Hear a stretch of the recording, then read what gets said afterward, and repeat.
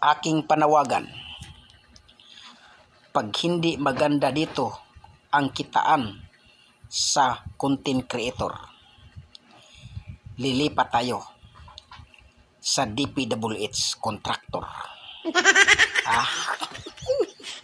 Yung naging parang gateway para gumanda ang buhay ninyo. Na nag-DPWH kami.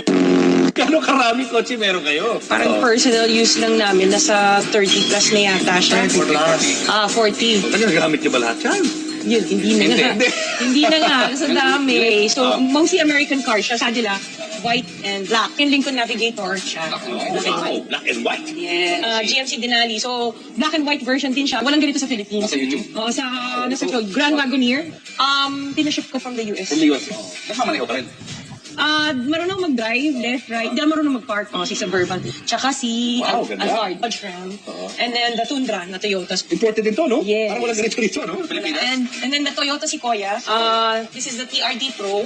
So more sports, tapos ito yung capstone, yung high-end niya. X5, tsaka yung F8 na Jaguar. Jaguar naman to. Yeah. Altera. Ano na to, hindi na nag-reproduce to. So Mercedes-Benz yan, GLS. It's one of the S-Class series ng Benz. And then the Volvo XC90.